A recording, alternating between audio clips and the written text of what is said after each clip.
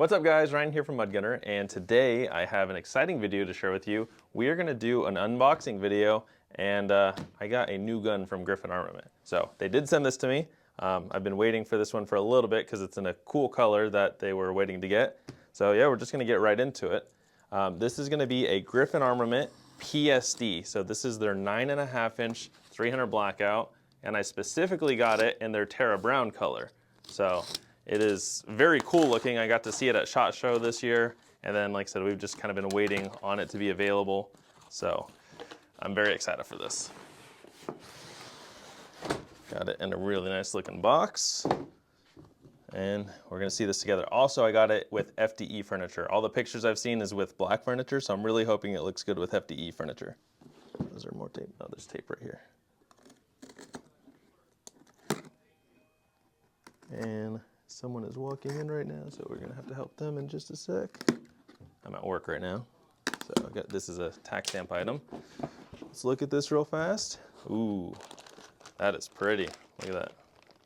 So Terra Brown with FDE furniture. Dang, that looks really good. And then this one specifically has their 2-stage trigger. It comes from the factory as a 4.5 pound, but you can make it a 5.5 pound. I'll leave it as the 4.5 pound.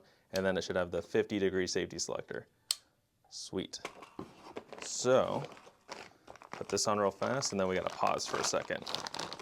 Dang, that looks really good. I like that color a lot.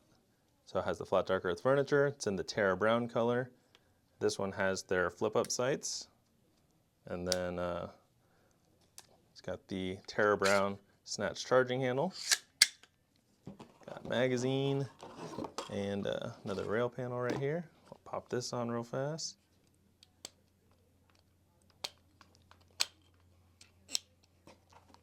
There's that.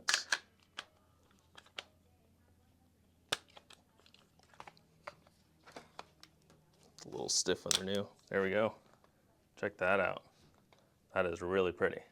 All right, we gotta pause it for just a second. I'm gonna show you the accessories that I'm gonna put on here now, because I do actually have most of what I wanna put on here. So first of all, I gotta show this mag. This is a Duramag. I forget the exact color. Obviously it comes with a gray mag, but this looks really good in here. Now that's 5.56 in there, but this is a 300 blackout, so don't shoot that through it. But look at how good that looks with that Duramag. So I definitely have to get more of those mags, because I think they just fit it perfectly. And then right here, I have some accessories. So earlier in the year, Griffin sent me this Recce 7 suppressors. This is a 30 cal suppressor, and the plan is to put it on here. That was the original plan for the suppressor. I've done a video of this on a couple 5.56s so far, but this was my end goal, was for this gun. And it has the 2-port Paladin brake on there. And look at that, that looks really good. And then as soon as I open the video or start the video, we got more people coming in, but that's okay. I got an EOTech EXPS 3.0. This is the night vision compatible one. I'm thinking this is gonna go about right there. Doesn't have to be perfect right now, but that instantly just ups the game. And then I do have this Surefire light. Don't know exactly where I wanna put this yet, because I don't have a pressure pad for this one. So I'm thinking it's gonna have to go kind of off to the side here, but I also wanna make sure I can get to it easy. So I'm gonna have to play with that. I might get a shorter one and run a pressure pad on top, move this back, and put a light right here. I can even put this here, I just don't have a pressure pad, because I think that'll look good. So I gotta play around with that, but I mean, overall, that looks sick. So what we're gonna do now is I'm gonna wait a day, because I am actually getting a Griffin Armament Mark 1 tomorrow at our other store, and I'm gonna bring it here and then show you guys them side by side. So you guys will see that in an instant. It is actually a week later. What I decided to do, I kind of switched up how I was gonna build that one out, and I actually just shot this for the first time last night. So that video will go up this weekend. This is still gonna just be the unboxing part and kind of how I set it up. But here we have the Mark II. We'll go into the details on that one in a sec. But here's the Mark I that I just picked up. So the Mark I and Mark II are basically the same. It's really just the lower. So you basically have a standard mil-spec lower on this one. And yeah, I mean, standard mag release. Still has the ambi safety. Now this one has the 90-degree safety. I put this Magpul bad lever on there. It's got the mil-spec trigger. I don't know who makes the trigger guard, but it's just the standard trigger guard. Still has their furniture, minus this one is a pistol. And this is a 11.5 inch. It's their CQB model. So I bought this one used from our other store, It's an 11.5-inch 5.56. It's got their tactical compensator, which is nice because it's actually still set up for my Recce suppressor. So this is a Recce 7 300 caliber or 30 caliber, but it'll work on 5.56, and then I could buy a Recce 5, which is 5.56 specific if I would like. This one does still have the Griffin iron sights, and then I put this Trijicon MRO HD on there. Have not shot this one yet. Like I said, just picked it up. Previous owner put this grip on there. I'm not sure who makes this grip, but that is the Griffin Armament rail panels. They actually put this one on backwards to kind of make it like a hand stop, because this is how it comes from the factory. But yeah, I'm excited to have them both. 300 blackout, 5.56, and still got to get a sling on this one, got to get a light on it, but it'll just be cool to run that. And then we will show you guys how I set up the 300 blackout, because I did switch it up. I was going to run that Surefire light, but I just could not get it on there the way I wanted to. So we ended up going with a cloud defensive light, and I'm really happy with how it came out.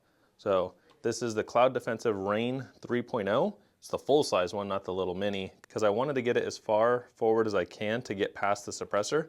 So tested this last night when I was shooting it, and it works pretty well. There's a little bit of a shadow, but it's not terrible. If that light was further back, and especially where I would have had it on the Surefire, it would have just cast a giant shadow from that suppressor. So got that on there. It comes with an M-LOK mount. The Cloud Defensive came with that. So it comes with that, and then it comes with the single pressure pad, which I have right here. I kind of prefer their old ones where it was a constant and a momentary. Their new ones are just constant. So you see, if I half click it, well, if I barely apply any pressure, it doesn't turn on. You have to click it on, and then if I do momentary, I can just half press it and it turns it off. But I have to actually click it to turn it on and off. And then we put a Steiner OTAL-C on here. This is an IR only laser.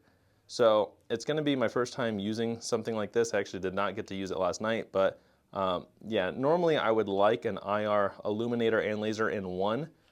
This is, again, just a laser only, and it's only infrared, so you can only see it with night vision. I don't mind that part because I do run night vision, but yeah, we'll kind of see how that works, because generally I think it's good to have an illuminator on there so that you can see in case it's pitch black, because if not, you kind of need some ambient light from the moon, or you'll need like an IR illuminator on your night vision to potentially see it. So we'll see about that, but I just have it Velcroed right there. I had to kind of apply a bunch of Velcro because you're limited on rail space, unfortunately, but that's just with anything this small, and I didn't want to lose the rail panels. I really like these rail panels, so yeah, cable management I think is good. So I have the cable going under there, right there, and then this cable, see I have it looped right there, and then it goes up in there. So you can't see it, but the way I would hold this is press right here for the light, press right there for the laser, and then we did have to move the sight just to the rear a little bit because I could not put this up front. Like, it just would not have worked with the laser at all. It would have pushed it so far back. So we did lose a little bit of distance in the sights, but they'll still be accurate because this is going to be a close range gun. So I'm not too worried about that. I did not zero the iron sights last night. Now, one thing that's interesting about the way Griffin does their accessories is they screw in from the top. So what has to happen is you have to have the rail completely like free of any other accessories, and it slides on, and then it clamps with this screw, but it comes with, I believe it's a steel plate underneath, so you're not screwing directly into the receiver. So it does keep it protected, but that's just kind of an interesting, and I would say like unique way to mount something, because most optics or most accessories are side mounted with a screw, so they pop on and off. This one, it slides on, and then it like kind of friction locks it in place with those steel plates. Pros of that are it's not gonna mar it up at all with that top plate. The con is I put all this stuff on, and then I was like, oh wait, I gotta put this sling mount on here, and same thing, it does not mount from the side, so I had to take all those off to slide it on and then mount it in place. But it's rock solid, it's not going anywhere. I don't mind trying like new styles of attachment methods, so I think it's gonna be fine. And I don't plan on taking it off now that I have it where I want. Still ran the EOTech EXPS3, so the 3 just means it's night vision compatible. And then we got the rear sight. I put the Magpul MS4 sling on here, and then just it came with the QD point in the stock, and then that was the QD point that came with the gun. Now this used one I got did not come with the sling mount, but I can just put any other sling mount on there. But yeah, I mean, that's gonna kind of call it for this. Oh, and you see this one has the ambi mag release right there and an enlarged bolt release. This one had a standard bolt release and no ambi mag release. So I think it's kind of cool that they enlarged it on the Mark II lower. And then again, this is 50 degrees. This is 90 degrees. But yeah, again, this one shot great last night. You guys are going to see that video this weekend. And then we will see a future video on this one soon.